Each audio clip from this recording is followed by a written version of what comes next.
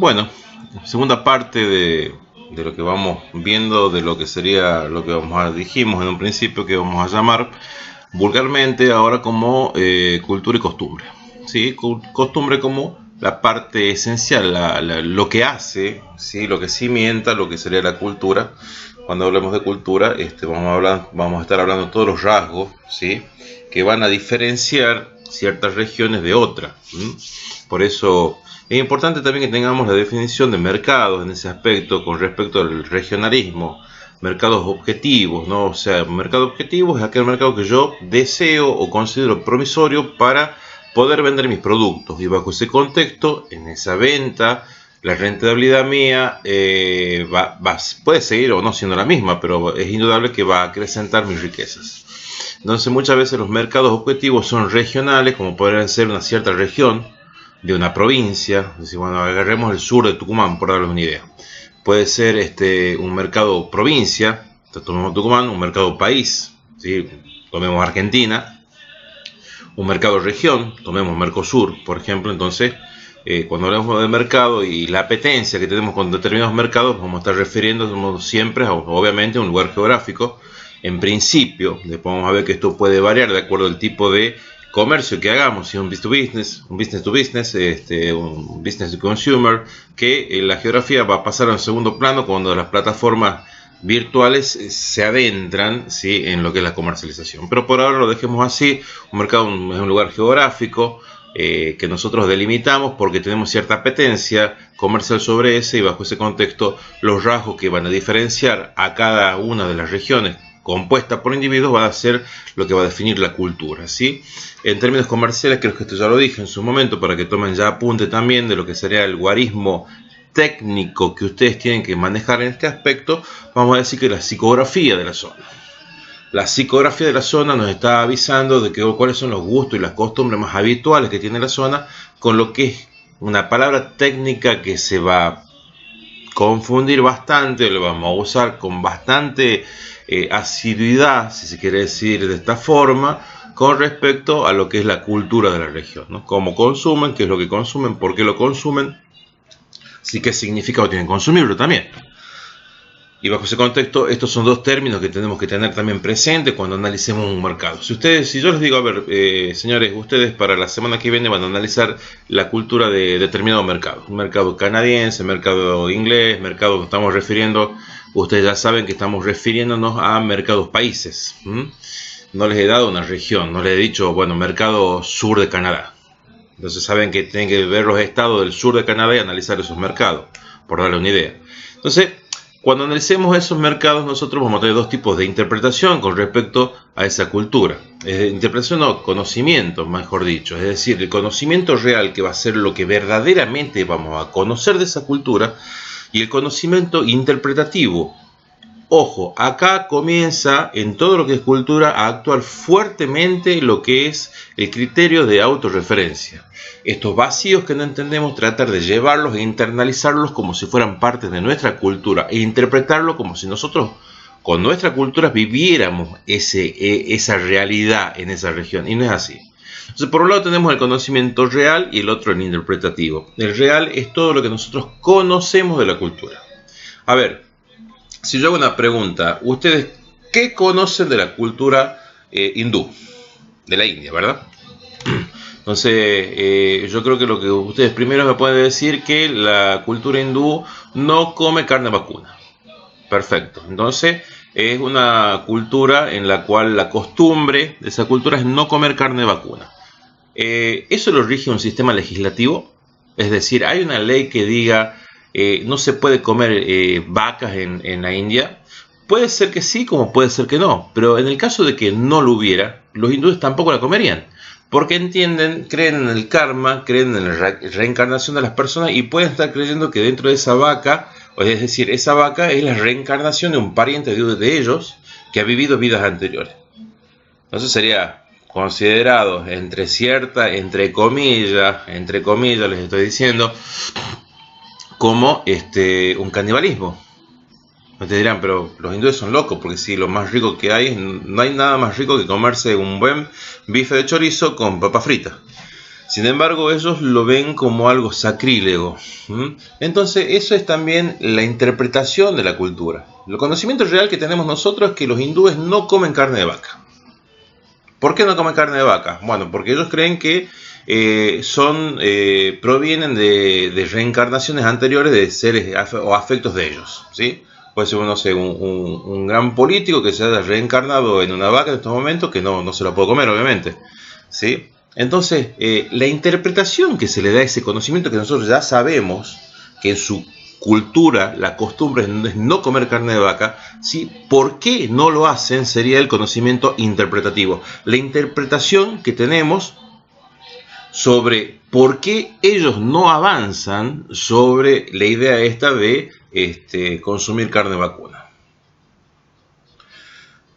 ¿Por qué es importante tener presente el conocimiento real con el interpretativo? Porque cuando uno hace un estudio de mercado para posesionarse en un mercado internacional, cualquiera fuere, ¿sí? El conocimiento real va a surgir muy sencillo, porque ustedes van a ojear, ¿sí?, parte de la cultura de ese país y van a llegar a conclusiones que, muchas veces esas conclusiones surgen, durante esas conclusiones surgen cosas asombrosas, cosas tristes o cosas curiosas, que no es nada más que nuestro criterio de autorreferencia, ¿sí?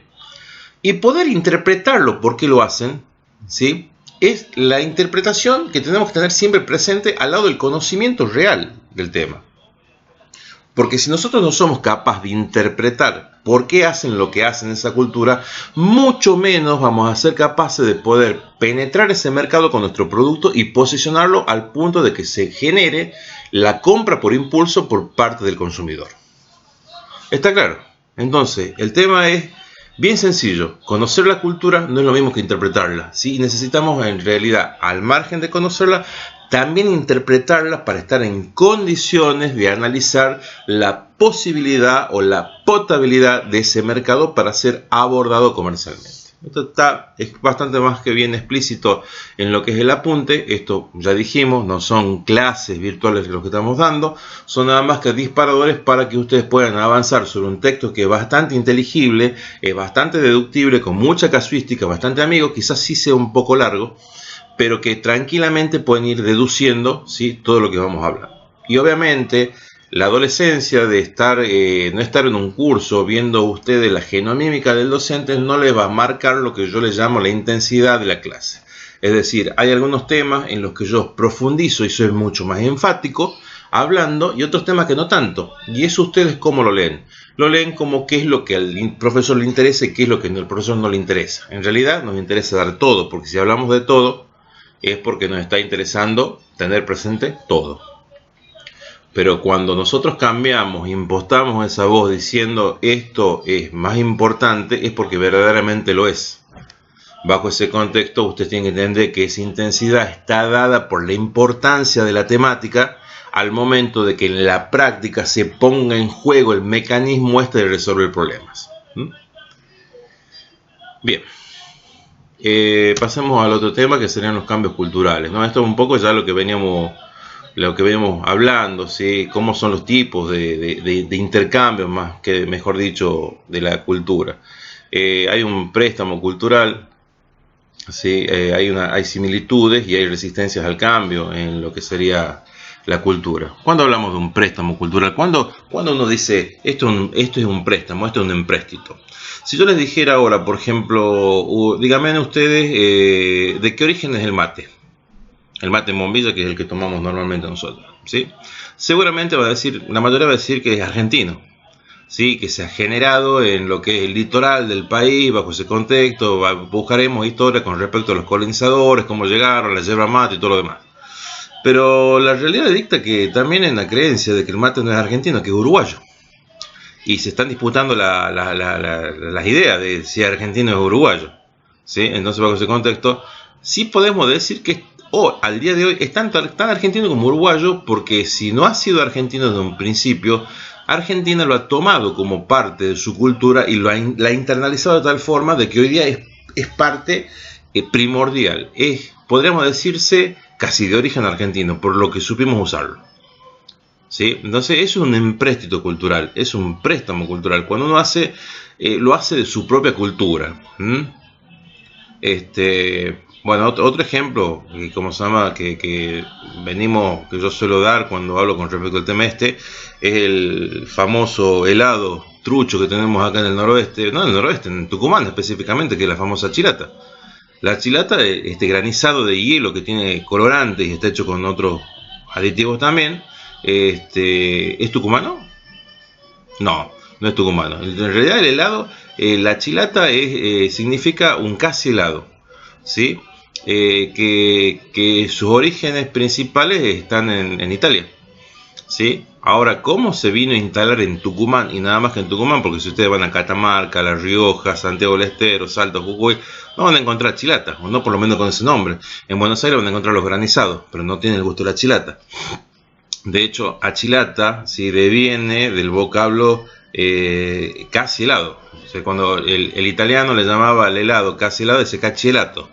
Y de ahí sale la palabra que es achilata. La achilata no es un invento tucumano, sino que es un empréstito cultural que hoy día quizás ni en propia Italia se mantiene como parte de la cultura y en Tucumán sí. Entonces uno puede decir que Tucumán sí tiene como parte de su cultura, sí, comer, como costumbre comer achilata durante el verano. Pero la achilata no es tampoco nuestra. Sí, lo mismo cuando dice, bueno, Carlos Gardel es argentino, o sea, que canta el tango. Bueno, está bien, pero Carlos Gardel tampoco era argentino. O sea, Carlos Gardel era de origen francés, ¿sí? Y sin embargo se hace parte de la cultura al punto de que ese empréstito se transforma en parte de la cultura nuestra, ¿no? Así como el préstamo cultural tenemos las similitudes culturales. O sea, esta ilusión que creemos nosotros ser muy parecidos a los brasileños. ¿Por qué? Porque tenemos una proximidad geográfica. Entonces de repente cuando te dicen, mira, yo quiero exportar un producto a otro mercado. ¿Por qué? Porque quiero ganar más plata, porque el tipo de cambio se ha disparado y la verdad que lo que vendo acá a $7, ¿sí? Hoy lo cobro a 700 pesos, pero si lo vendo en el extranjero lo vendo a $10 y el dólar es más caro todavía, entonces puedo hacer negocio y te quieren sacar a otro mercado, ¿sí? Vamos a ver si a qué mercado. Digamos que esto es uno de los grandes trucos que tenemos los investigadores cuando queremos investigar un mercado potable, ¿no? Normalmente quien te viene a pedir una investigación de mercado es quien trae el dato también. Entonces vos le decís, ¿a qué mercado? Te dicen, bueno, no sé, uno cercano. Para que no tengamos problema con el tráfico, digamos, de la mercadería. Con en realidad el tráfico de la mercadería, hay 1000 empresas a la vuelta del mundo que están dedicadas al tránsito de mercadería, con lo que el traficar mercadería, vender mercadería argentina en Checoslovaquia no hay ningún problema logístico, eso yo les aseguro, ¿no? Puede haber problemas aduaneros, pero logísticos no los hay. Pero sin embargo te dicen a Brasil. ¿Por qué? Porque estamos más cerca de Brasil, porque la cultura nuestra es parecida. ¿Somos nosotros parecidos? Eso sería la pregunta a los brasileros. Yo creo que no, yo creo que el argentino es más parecido al habitante del sur de Italia que al mismo brasilero.